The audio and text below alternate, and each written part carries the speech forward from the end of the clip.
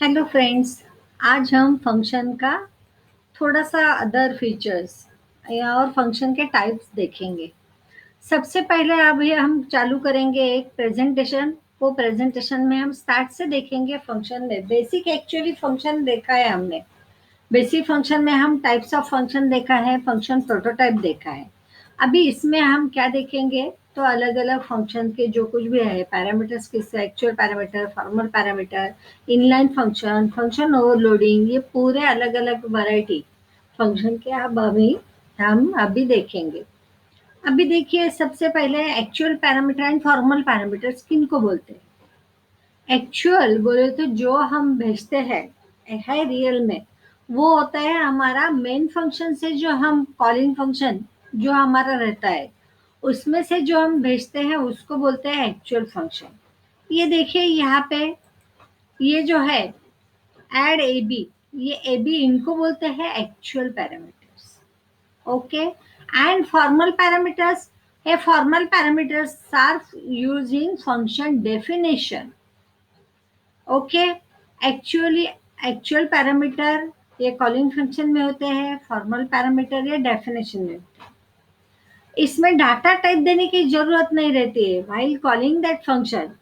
आपको यहाँ पे डाटा टाइप देने की जरूरत नहीं है, पर इधर डेफिनेशन टाइम पे उसका डाटा टाइप इंपॉर्टेंट है। देखिए इंट इंट, अभी एक ही फंक्शन है, पर इसको कैसा है, देखो यहाँ पे ऐड ए बी दिया है और यहाँ पे क्या दिया है, एक्स वाई दिया है। इसका मतलब ये क्या है, इधर ओरिजिनल वैल्यूज है, पर इधर इसके जेरोक्स कॉपीज आए हैं। कौन से आए, जेरोक्स कॉपीज। उनको आप ए बी नाम भी दे सकते हैं, या अलग कुछ एक्स वाई जो कुछ भी आपको लगे प्रॉपर, वो आप उसको यूज कर सकते हैं। ओके। अभी ये ध्यान में रखिए, actual parameters and formal parameters. अभी एक और कंसेप्ट होता है, हमेशा बोलते हैं, देखो हम क्या, अब भी देखा हमने, एक्चुअल पैरामीटर्स क्या करते हैं, कॉपी भेजते हैं और वो कॉपीड इनटू फॉर्मल पैरामीटर्स होता है। करेक्ट। पर एक्चुअल एंड फॉर्मल पैरामीटर्स दोनों अलग अलग है, दोनों का मेमोरी एलोकेशंस अलग अलग है। इसका मतलब ए बी दो अलग अलग जगह पे वो स्टोर कर सकता है, क्योंकि वो फंक्शन डेफिनेशन के टाइम पे है, तो उतना उसका स्कोप रहता है फंक्शन डेफिनेशन का। बरोबर है। पर इसका क्या होता है, एक्चुअली अगर हम कुछ फंक्शन में चेंजेस कर देंगे जेरॉक्स कॉपी पे, तो वो ओरिजिनल पे रिफ्लेक्ट होते हैं क्या, नहीं, क्योंकि उनके दोनों के मेमोरी लोकेशन अलग अलग है। ये इसीलिए उसको बोलते हैं कॉल बाय वैल्यू।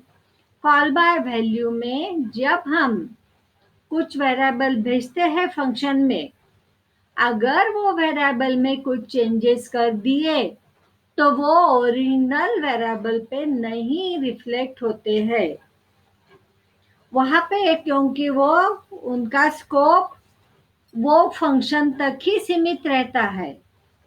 इसीलिए उसको बोलते हैं कॉल बाय वैल्यू। अभी इसका एक छोटा सा एग्जांपल देखेंगे हम।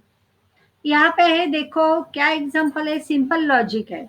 मुझे क्या करना है, दो वेरिएबल है ए एंड बी, उनको स्वैप करना है। अभी इसमें देखिए फंक्शन लिखा है वॉइड स्वैप। ये फंक्शन में एक्चुअली दो वेरिएबल आ गए हैं ए एंड बी। करेक्ट। अभी यहाँ पे लोकल पे एक टेम्पररी वेरिएबल ले लिया टी। अभी नीचे देखिए, ए का वैल्यू टी को स्टोर, ए को बी का वैल्यू मिल गया और बी को ये ए का, जो कि खुद ए का है टी का, वो मिल गया। अभी देखिए ये फंक्शन में वो बराबर आपको चेंज दिखाएगा। क्या दिखाएगा, समझो आपने 5 7 भेजे है, तो यहाँ पे बराबर वो 7 एंड 5 ए एंड बी का वैल्यू दिखाएगा। अभी मेन में जब हम भेजते हैं दो नंबर, तो वहां पे वो 5 7 फर्स्ट टाइम पे दिखाएगा।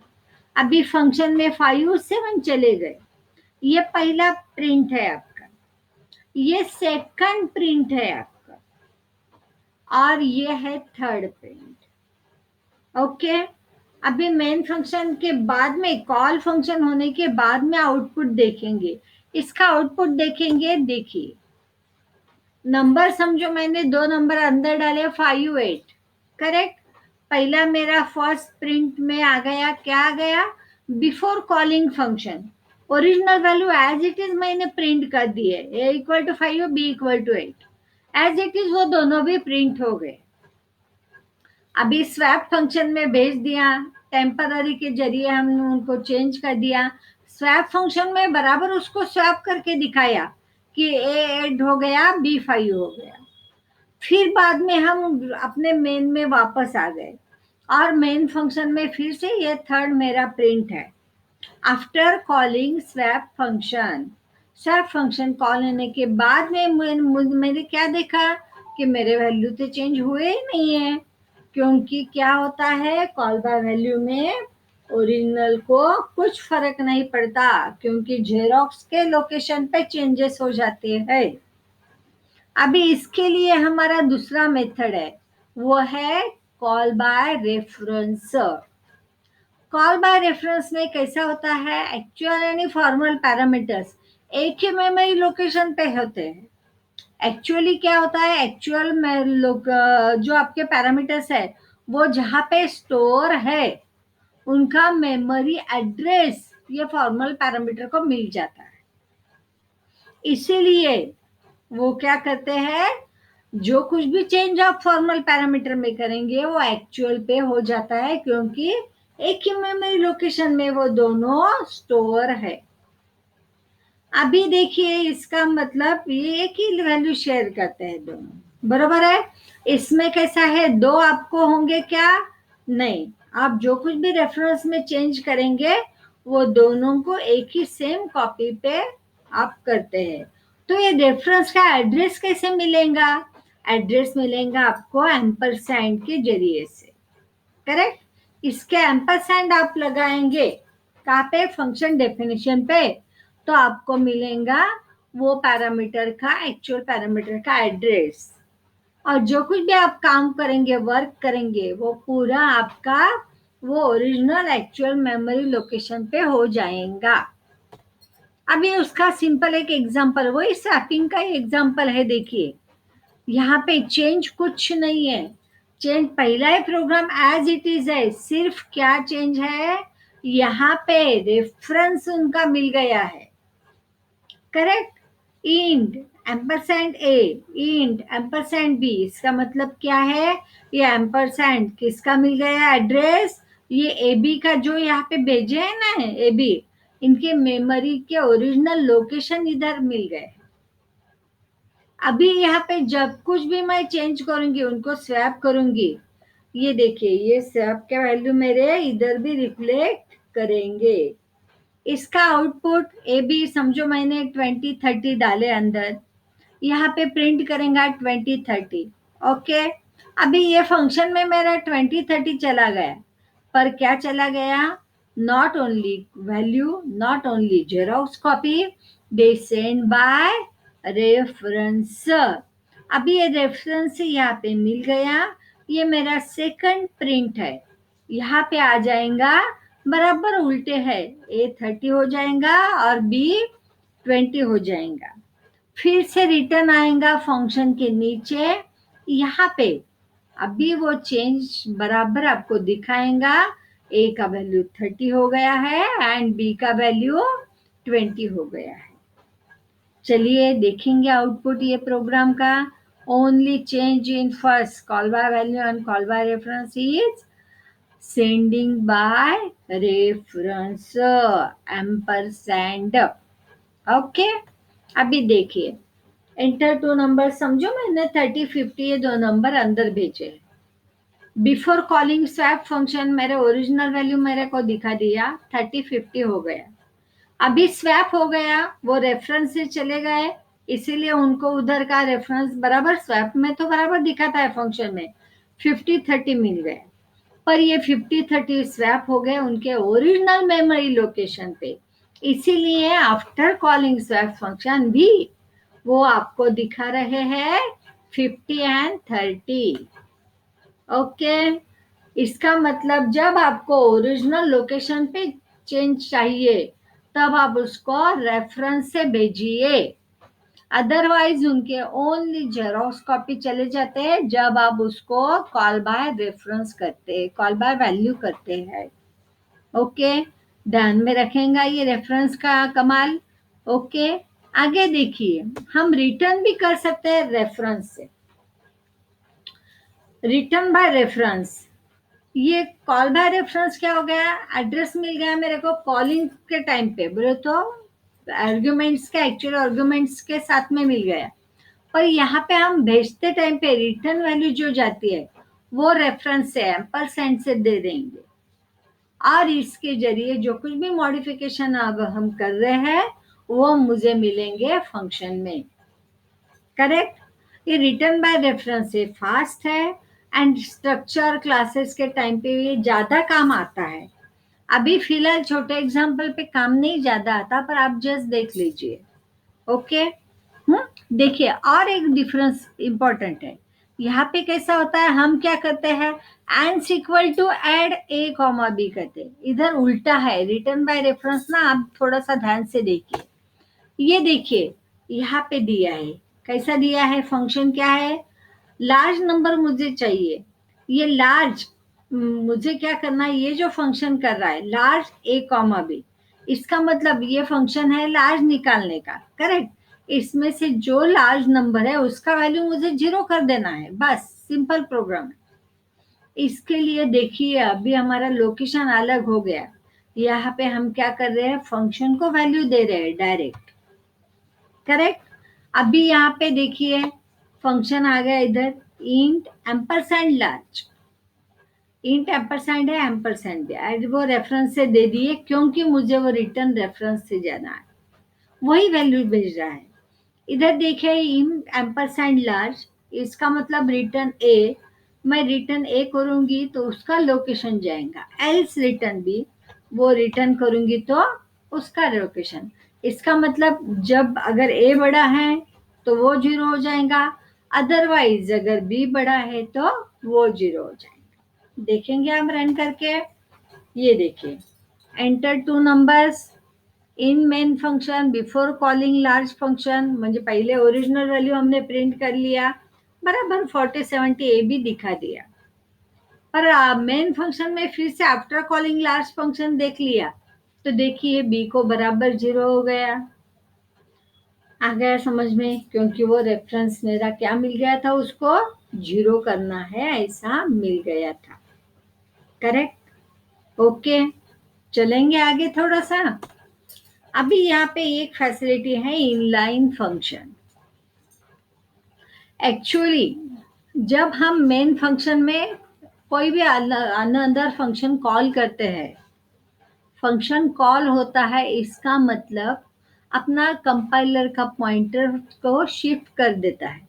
वो क्या करता है, मेमोरी से मेन प्रोग्राम को हटाकर वहाँ पे आपका जो कंपाइल करना फंक्शन है वो फंक्शन एक्सट्रैक्ट करता है, फिर वो फंक्शन पूरा वर्क करता है, फिर से उसका पॉइंटर रिटर्न आता है मेन फंक्शन।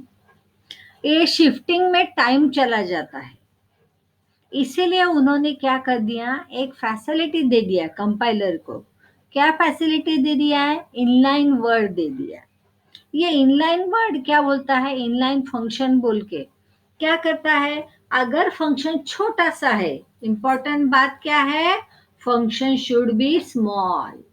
अगर फंक्शन छोटा सा है तो क्या करता है, जब फंक्शन के टाइम पे, फंक्शन कॉलिंग के टाइम पे वो क्या करता है, वो एक्सट्रैक्ट करता है वो फंक्शन को within main program, it treat it work as a one main program. आ गया समझ में, इससे क्या होता है, उसका रिटर्न देना, पॉइंट पर फिर से वो रिप्लेस करना, ये प्रोसेस में टाइम नहीं जाता है और फास्ट प्रोसेस होती है। पर ये क्या है, ये आपका इंपॉर्टेंट बात क्या है, फंक्शन शुड बी स्मॉल। अगर फंक्शन बड़ा है तो कंपाइलर क्या करता है, इनलाइन वर्ड को इग्नोर करता है और नॉर्मल फंक्शन जैसा उसको ट्रीट करता है, और इसको टाइम ज़्यादा लगता है एग्जीक्यूशन को। आ गया समझ में? एक्चुअली इनलाइन वर्ड क्या होता है? सजेशन टू कंपाइलर, बराबर है, ये सजेशन है। पर ये सजेशन वो कब इंप्लीमेंट करेगा? जब फंक्शन छोटे होते हैं। इसका मतलब कैसा है? समझो आपको क्या करना है, largest between two numbers, simple process है, ये बड़ा है या वो बड़ा है, ओके वो करेगा। स्मॉल फंक्शन है, it is inline function, it can be inline function.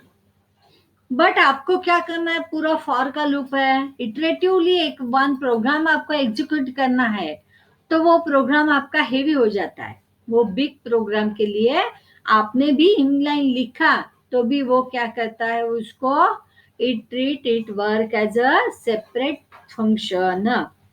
Okay, अभी चलेंगे एक simple program inline word use किया कैसा, देखिए।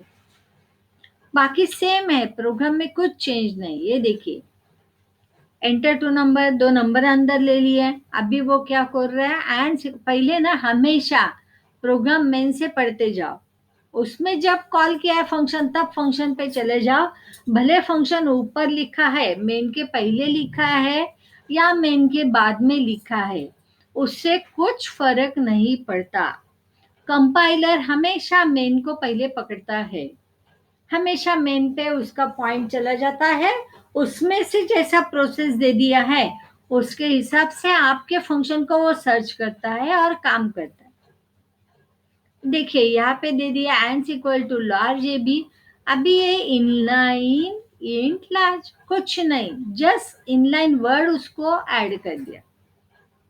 ये फैसिलिटी क्यों है?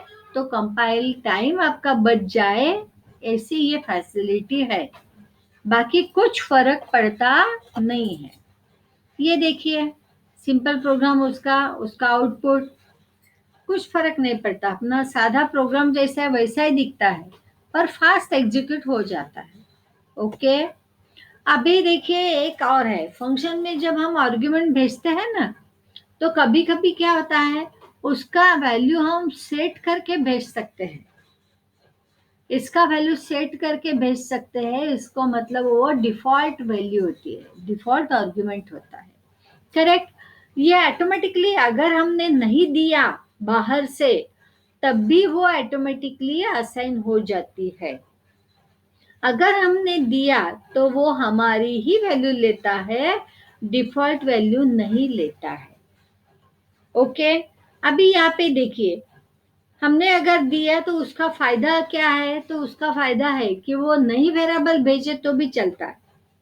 अदरवाइज फंक्शन को कैसा है, यहाँ पे देखिए, ये वॉल्यूम फंक्शन का एग्जांपल है, उसमें कितने आर्ग्यूमेंट्स है, 3 है, L B and H, volume निकालने के लिए। अगर इसके ये सिचुएशन में प्रोग्राम में हमने किया है, क्या किया है कि बाबा बी नहीं दिया, एच नहीं दिया, दोनों नहीं दिया तो भी चलता है। एक इम्पॉर्टेंट बात है, ये जो है इसको वैल्यू हम दे के रखते हैं डेफिनेशन के टाइम पे, डिक्लेरेशन के टाइम पे, उसको बोलते हैं डिफॉल्ट आर्ग्यूमेंट्स। अभी एक बात ध्यान में रखिए, आर्ग्यूमेंट्स डिफॉल्ट करने के लिए हमेशा आपको यहाँ से उल्टा जाना है, हमेशा। देखिए इसका भी वैल्यू दे दिया, ओके, इसका भी वैल्यू दे दिया, ओके, इसका नहीं दिया कोई बात नहीं, ओके, पर इधर क्या किया है, उल्टा कर दिया है, ये रॉन्ग है। ये एच को वैल्यू नहीं दिया एंड बी यानी एल को दिया, तो वो एग्जीक्यूट करता नहीं है, वो एरर दिखाता है।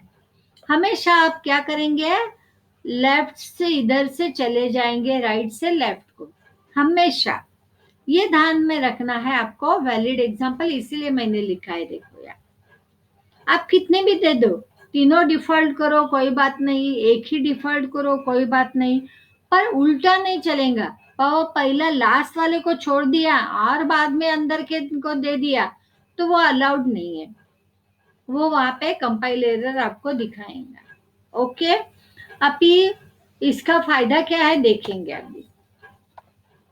ये देखिए यहाँ पे वॉल्यूम जो फंक्शन है उसमें कौन से दे के रखे हैं मैंने, उसका L B H, length breadth height. यहाँ पे ब्रेड्थ एंड हाइट दोनों मैंने दे के रखा है। ब्रेड 15 दे दिया है, हाइट 10 दे दिया, ओके। अभी ये डिफॉल्ट आर्गुमेंट हो गए दोनों। अभी अंदर आ गए volume equal to L into B into H, हमेशा की तरह वॉल्यूम इज वॉल्यूम, हमेशा हमारा आता है वैसा वो प्रिंट हो जाएगा। अभी यहाँ पे मेन में देखिए, L B H enter length breadth height of a box. यहाँ ये एग्जाम्पल में पहले मैंने तीनों अलग अलग वैल्यू दे दी। समझो लेंथ दे दिया मैंने 20, ब्रेड दे दिया 18 और हाइट दे दिया है 15। तो वो कैलकुलेशन वो हिसाब से वो करेंगे, करेक्ट।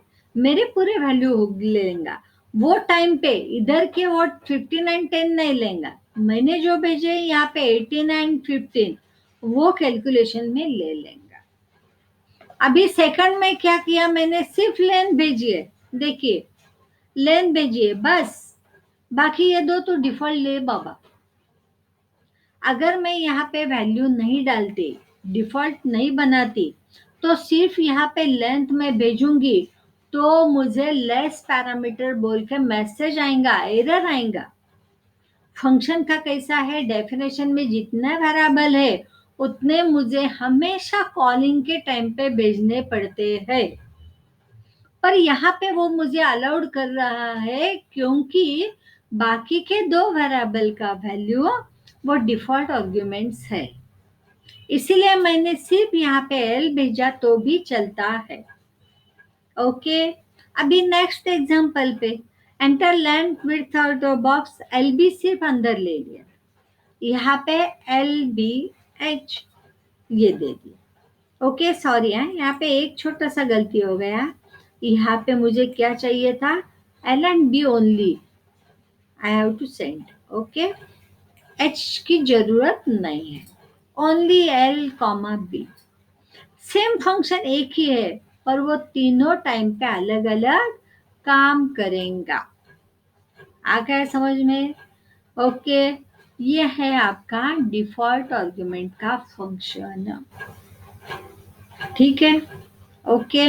देखिए ट्राई करेंगे उसका आउटपुट कैसा है। सैंपल मैंने यहाँ पे डाला data, enter length width and height of a box, मैंने उनको डाला 18 15 10, वो वॉल्यूम मुझे बराबर दे दिया। अभी अगली बार मैंने सिर्फ लेंथ अंदर डाल दिया 18, ऑटोमेटिकली उसने 15 10 वो अंदर ले ली और वॉल्यूम मेरा कैलकुलेट कर दिया। अभी length and width of a box मैंने 18 15 डाल दिया, उसने हाइट ऑटोमेटिकली 10 ले लिया, ओके। ये है आपका डिफॉल्ट आर्ग्यूमेंट का एग्जांपल।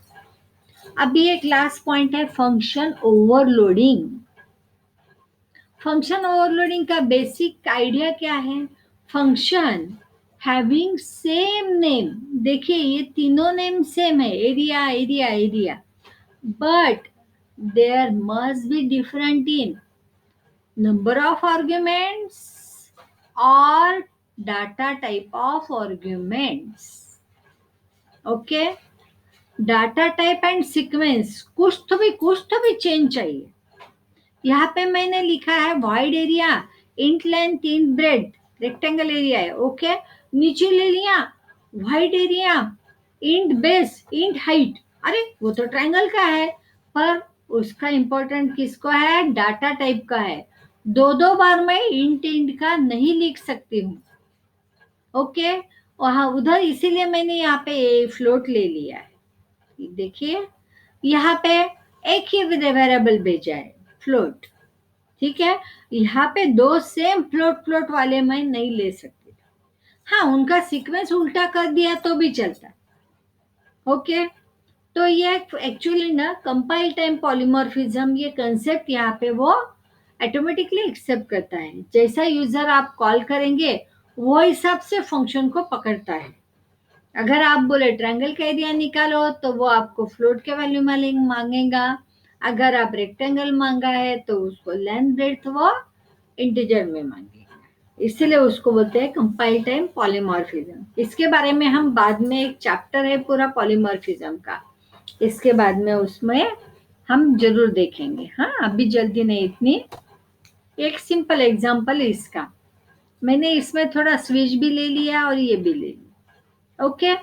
देखिए यहाँ पे नहीं, सॉरी, इसमें ये सिंपल प्रोग्राम क्या है, देखिए इसमें मैंने क्या कर दिया, 3 इंटीजर वैल्यू लेके रखे हैं ए बी से, 2 फ्लोट वैल्यू है X Y, value means memory location declared variable declaration हो गए।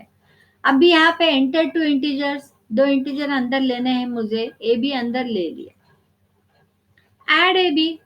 अभी यहाँ पे कौन सा फंक्शन कॉल होगा मेरा, ये देखिए इंट है इंट बी, क्योंकि मेरे कौन से डाटा टाइप जा रहा है, इंट का ए बी जा रहा है। सेकंड टाइम पे मैं कॉल कर रही हूँ एंटर टू फ्लोट नंबर्स, अंदर ले लिया मैंने X Y, that is floating point numbers. यहाँ पे ऐड एक्स वाई, ये फंक्शन मेरा कहाँ पे जाएगा, यहाँ पे चला जाएगा और मुझे आउटपुट आएगा sum of 2 float numbers, sum, correct.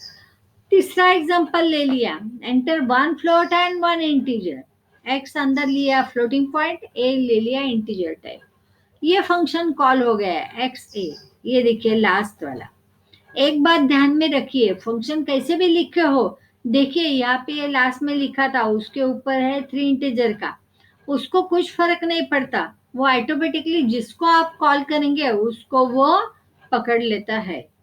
Okay, यहाँ पे एक्स से ले लिया, उसने ये फंक्शन पकड़ा है, फ्लोट एक्स इंट है, उनका सम फ्लोट में आएगा, वो सम मेरा डिस्प्ले करेंगे। लास्ट का एग्जांपल है एंटर 3 इंटीजर्स, देखिए अभी 2 इंटीजर हो गए, इसलिए मैं यहाँ पे 2 इंटीजर फिर से ले सकती हूँ क्या, नहीं, मेमोरी वेरिएबल के नाम अलग लेके फायदा नहीं है, डाटा टाइप मुझे इंपॉर्टेंट है कि मैंने कौन से डाटा टाइप कौन से सीक्वेंस में लिया है, सीक्वेंस कुछ तो भी चेंज होना चाहिए या नंबर ऑफ डाटा टाइप में चेंज होना चाहिए।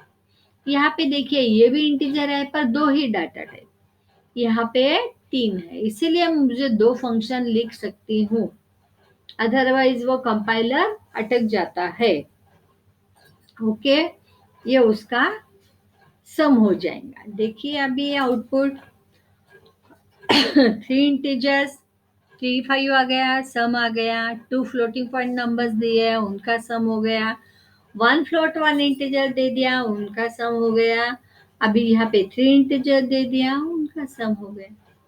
आ गया समझ में, फंक्शन एक ही, नाम एक, बट पैरामीटर्स अलग अलग है, may be in data type, number of data type, may be in type of data. Okay, अभी ये सेकंड एग्जांपल है फंक्शन ओवरलोडिंग का, सिंपल है, इसमें हमने स्विच केस का यूज किया है, आपको थोड़ा सा डीप में एक हो जाएगा एग्जांपल, इसीलिए यहाँ पे मुझे मेन से पहले पढ़ना है हमेशा की तरह। देखिए इंट में ए बी लिया है, सी एच ले लिया, अभी एरिया कैलकुलेशन करना है, कैसा करना है, यूजर को आप चॉइस देंगे, enter your choice, 1 rectangle, 2 triangle, 3 square, 4 circle, user जो देगा वो स्विच केस में चले जाएंगे। स्विच केस में देखिए वो हिसाब से हमने फंक्शन कॉल किए, यहाँ पे देखिए length and width, rectangle area, ये इसके लिए इंट के लिए है एलपी, बराबर है। यहाँ पे मैं ए बी कॉल करूंगी तो कहाँ पे जाएगा, ये फंक्शन को चला जाएगा और एरिया ऑफ रेक्टेंगल आपका बाहर प्रिंट हो जाएगा। सेकंड, अगर मैंने ट्रायंगल ले लिया तो वो एक्स वाई मुझे पूछ रहा है, एक्स वाई का डाटा टाइप है फ्लोटिंग पॉइंट, ओके, और वो कॉल करेगा यहाँ पे फ्लोट को, ओके, और वो एरिया ऑफ ट्रायंगल कैलकुलेट करके प्रिंट करेंगे। तीसरा है साइड ऑफ स्क्वायर, ये ओनली 1 इंटीजर, ये साइड ऑफ स्क्वायर है मेरा यहाँ पे इंट एस, ये देखिए एरिया ऑफ स्क्वायर मेरा प्रिंट हो जाएगा। और लास्ट है मेरा रेडियस ऑफ सर्कल, ये मैंने फ्लोट में ले लिया, क्योंकि एक इंट है तो एक दूसरा भी इंट वाला नहीं चलता है, तो उसको डाटा टाइप अलग है, इसीलिए मैंने उसको फ्लोट ले लिया। ओके, आ गया समझ में। देखिए उसका है आपका एरिया फ्लोट का, अभी इसको रन करके देखेंगे।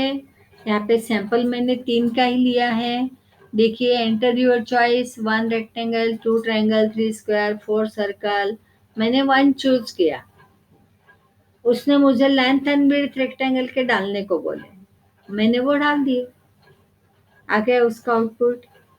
सेकंड टाइम पे मैंने 3 ले लिया, स्क्वायर ले लिया, उसने मुझे सिर्फ साइड ऑफ स्क्वायर पूछा, वो कैलकुलेट हो गया। और एक बार मैंने रन कर दिया, उसको 2 बोला, ट्रायंगल बोला, उसने मुझे बेस साइड पूछा, मैंने दे दिया, उसने उसका फॉर्मूला कैलकुलेट करके निकाल दिया, ट्रायंगल का एरिया। आ गया समझ में? Okay, thank you. आप खुद ट्राई कीजिए अलग अलग, और जरूर बोलिए कैसा लगता है आपको वो। ओके, धन्यवाद।